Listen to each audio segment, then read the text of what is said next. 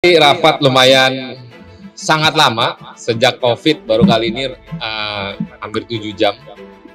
Dan tadi luar biasa Pak Mahfud memberikan transparansi atas laporan hasil analisis dari PPATK.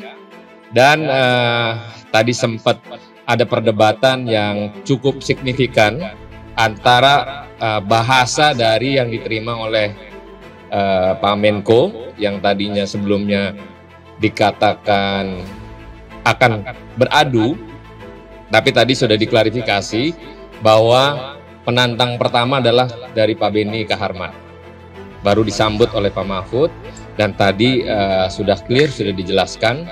Dan terkait dengan informasi apa yang disampaikan Pak Mahfud dengan apa yang disampaikan Bu Menteri Keuangan, itu sangatlah beda. Perbedaan inilah yang akhirnya akan kita dalami. Kita mengundang sekaligus dengan Menteri Keuangan, Pak Menko, dan PPATK untuk mensinkronisasi hasil laporan yang dimiliki oleh Pak Menko sebagai Ketua Komite Nasional TPPU dengan Bu Menteri Keuangan. Karena tadi perbedaannya sangat jauh. Kalau dari 349 triliun, ada yang disampaikan oleh PPATK tadi ada 189 triliun yang dua kali terjadi laporan di antara pelaporan pertama 180 triliun dengan 189 triliun. Jadi dua-duanya akan menjadi konfirmasi kebersamaan untuk menyelidiki lebih lanjut. Pengertian kami dengan Komisi 3, semula agak tegang, pertanyaannya berputar-putar, saling protes karena cara bicara, cara apa. Pada akhirnya tadi clear kami, yang penting ingin memajukan negara ini, dan sama pikirannya, ya. Tidak ada masalah karena ditanyakan sama, saya hanya menjelaskan aja. Ini datanya hanya ini, dan Kementerian Keuangan tuh hanya ambil 1 biji dari sebongkah anggur, ambil 1 biji lah, itu yang dijelaskan ke Komisi 11 gitu aja, tidak ada hal lain.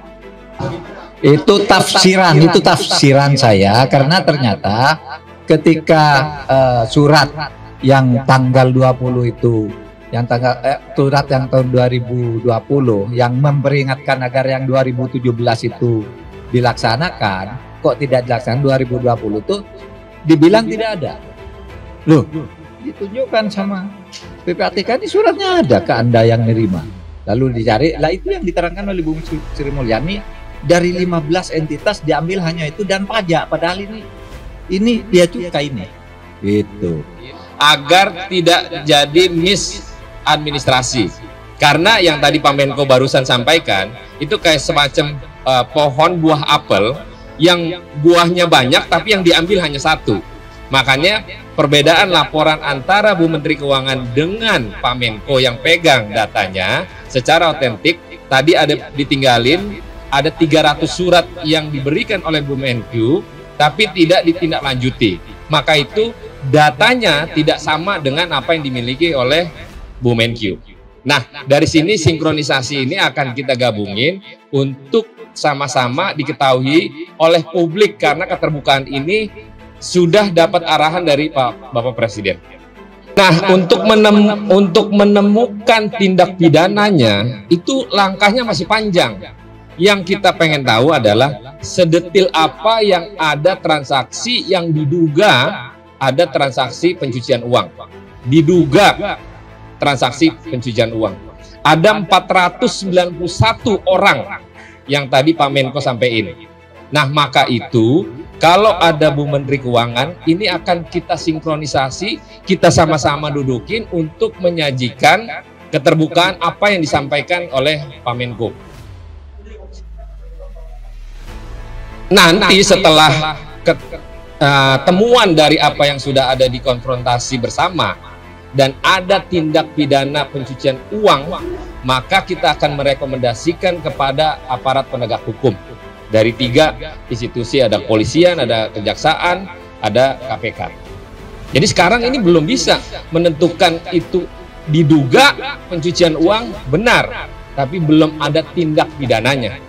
Masih panjang nih ceritanya. Maka itu nanti kita akan rapat lagi bersama dengan 3 institusi.